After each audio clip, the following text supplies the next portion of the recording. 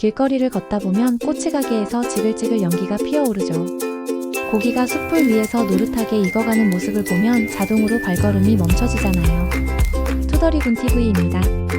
오늘은 막대기 하나에 꽂힌 음식이 어떻게 전 세계인의 입맛을 사로잡았는지 파헤쳐 볼게요. 인류가 불을 다루기 시작하면서 음식 조리법도 발전했어요. 손으로 고기를 들고 불에 가까이 가져가면 손가락이 되기 쉬웠겠죠. 그래서 자연스럽게 나뭇가지나 막대기를 이용해 고기를 꿰어 굽는 방식이 생겨났을 거라 추정돼요. 언제부터인지 정확히는 알 수 없지만 막대기에 꽂아 굽는다는 아이디어는 인류의 오랜 지혜였던 거죠. 세계 곳곳을 여행하다 보면 꼬치는 정말 다양한 모습으로 나타나요. 터키 시장을 걸으면 케밥 노점상들이 양고기나 소고기를 길다란 쇠꼬챙이에 꿰어 회전시키며 굽고 있어요. 향신료 냄새가 코끝을 자극하는 그 순간 지갑이 저절로 열리게 되죠. 페르시아 지역에서도 비슷한 방식으로 고기와 채소를 번갈아 꿰어 숯불에 굽는 전통이 수천 년째 이어지고 있어요.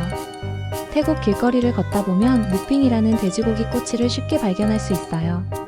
달콤 짭짤한 소스에 재운 고기가 숯불에서 캐러멜처럼 윤기나게 익어가는 모습은 정말 예술이죠. 인도네시아에서는 사테라는 꼬치가 국민 간식인데 땅콩 소스를 찍어 먹으면 고소함이 입안 가득 퍼져요. 그리스 선술집에서는 수블라키라는 돼지고기 꼬치에 레몬즙을 뿌려 먹는데 상큼함이 기름진 맛을 잡아줘서 계속 손이 가게 만들어요. 중국 거리를 돌아다녀 보면 양꼬치 냄새가 골목을 가득 채우고 있어요. 큐민가루와 고춧가루가 뿌려진 양고기가 숯불에서 지글지글 소리를 내며 익어가는 장면은 침샘 자극 그 자체죠. 한국에서도 2000년대 들어 양꼬치 열풍이 불면서 대학가마다 양꼬치 전문점이 생겨났어요. 회식 자리에서 양꼬치 한 접시를 시키면 분위기가 확 달아오르잖아요. 일본 선술집에 들어가면 야키토리 메뉴판이 벽면을 가득 채우고 있어요. 닭 가슴살, 닭 껍질, 닭간, 닭 연골까지 부위별로 세세하게 나뉘어 있죠. 각 부위를 간장 소스나 굵은 소금으로 간단하게 간해서 숯불에 굽는데 그 섬세함이 일본 요리 문화를 보여주는 것 같아요. 술 한잔하면서 야키토리 몇 꼬치 먹는 게 직장인들의 퇴근 후 낙이라고 하더라고요. 조선시대에도 고기를 꼬챙이에 꿰어 굽는 음식이 있었어요. 산적이라고 부르는 요리인데 궁중 연회나 제사상에 올라가던 음식이었죠. 고기와 채소를 번갈아 꿰어 양념해 구운 산적은 지금 우리가 먹는 꼬치의 원형이라고 볼 수 있어요. 길거리 음식으로까지 퍼졌는지는 확실치 않지만 조선시대 사람들도 막대기에 음식을 꿰어 먹는 맛을 알았던 거죠. 1980년대 후반으로 넘어오면 포장마차 문화가 전국으로 퍼져나갔어요. 학교 앞이나 번화가 어디든 포장마차에서 오뎅과 순대를 팔았죠. 1990년대로 접어들면서 닭꼬치와 오뎅꼬치가 포장마차 메뉴로 본격 등장했어요. 1,000원짜리 몇 장만 있으면 따끈한 꼬치로 배를 채울 수 있었으니 학생들에게는 최고의 간식이었죠. 2000년대 들어서는 편의점에서도 냉동 꼬치를 전자레인지에 돌려 먹을 수 있게 됐어요. 야채꼬치, 새우꼬치, 치즈꼬치까지 다양한 재료가 막대기에 꽂혀 나오기 시작했죠. 꼬치의 세계가 점점 넓어지고 있었지만 프랜차이즈 시장에서는 의외로 두각을 나타내지 못했어요. 꼬치에 고기를 꽂아 굽는다는 단순한 행위에도 과학이 숨어 있어요. 쇠꼬챙이는 열전도율이 높아서 고기 내부까지 빠르게 열을 전달해줘요. 그래서 겉면만 타고 속은 날것인 상황을 막아주는 거죠.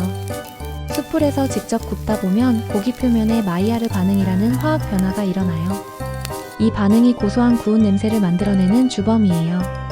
고기가 숯불 위에서 익어가는 동안 지방이 녹아 불꽃을 만들어내요. 그 연기가 고기에 스며들면서 혼재향이 더해지죠. 우리가 느끼는 불맛은 마이야르 반응과 함께 지방이 연소되며 생기는 화합물 덕분이에요. 같은 고기라도 프라이팬에 구운 것과 숯불꼬치로 구운 것의 맛이 다른 이유가 바로 여기에 있어요. 꼬치를 먹는 자리를 상상해보세요. 친구들이 둥글게 모여 앉아 숯불 위에서 익어가는 꼬치를 바라보며 수다를 떨잖아요. 한 명이 집게로 꼬치를 뒤집어주고 다른 한 명이 익은 꼬치를 접시에 담아 나눠주고요. 음식을 함께 굽고 나눠 먹는 과정 자체가 사람들을 연결시켜주는 거예요. 혼자 먹는 꼬치보다 여럿이 먹는 꼬치가 더 맛있게 느껴지는 이유죠. 외식업계에서 꼬치는 사실 그리 성공적이지 못했어요. 조리가 단순해 보이지만 숯불 관리와 굽는 타이밍이 생각보다 까다로워서 품질 관리가 어렵거든요. 닭꼬치 전문 프랜차이즈도 여러 생겼지만 치킨이나 피자처럼 대형 브랜드로 성장한 곳은 드물어요. 전국적으로 매장을 운영하는 브랜드는 있지만 대부분 소규모로 운영되거나 빠르게 문을 닫는 경우가 많았죠. 배달 시장에서도 꼬치는 한계가 명확했어요. 막대기 때문에 포장은 간편하지만 식으면 맛이 확 떨어지거든요. 닭꼬치를 배달받아서 먹어보면 알 수 있어요. 갓 구운 것과 배달된 것의 차이가 크니까 재주문율이 낮았죠. 결국 꼬치는 현장에서 바로 먹어야 제맛인 음식이라는 한계를 벗어나지 못했어요. 그렇다면 꼬치가 프랜차이즈로 성공하려면 어떻게 해야 할까요? 일단 전기 그릴이나 가스 그릴로 조리 방식을 표준화해서 누가 구워도 비슷한 맛이 나오게 만들어야 해요. 숯불 고집하다가는 매장마다 맛이 천차만별이 될 테니까요. 일본 야키토리 체인점들이 바로 이 방식으로 품질을 일정하게 유지하는 거예요. 두 번째는 배달보다는 매장 내 식사에 집중하는 전략이에요. 캠핑장이나 놀이공원 같은 곳에서 직접 구워주는 형태라면 사람들이 기꺼이 찾아올 거예요. 현장에서 갓 구운 꼬치를 바로 먹는 경험 자체가 상품이 되는 거죠. 배달은 포기하고 매장 체험에 올인하는 게 현실적인 방법이에요. 세 번째는 주류와 결합하는 거예요. 2020년대 들어서면서 와인과 일본 야키토리를 결합한 꼬치바가 강남이나 연남동 같은 곳에 문을 열었죠. 하코야나 야키토리무라 같은 일본식 꼬치 전문점은 분위기와 주류를 함께 즐기는 형태로 틈새 시장을 개척하고 있어요. 단순 간식이 아니라 술안주 세트로 포지셔닝하면 객단가도 올릴 수 있고요.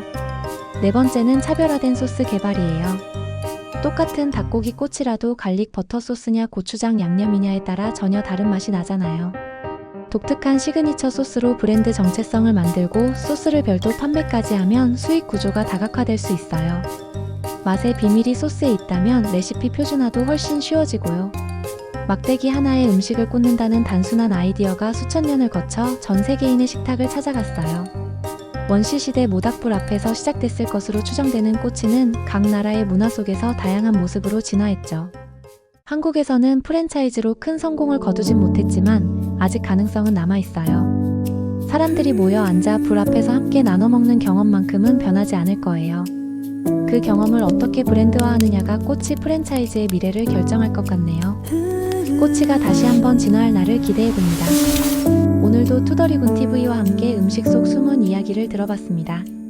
영상이 재미있으셨다면 좋아요 버튼 꾹 눌러주시고 구독과 알림 설정도 부탁드려요. 다음 영상에서 또 만나요.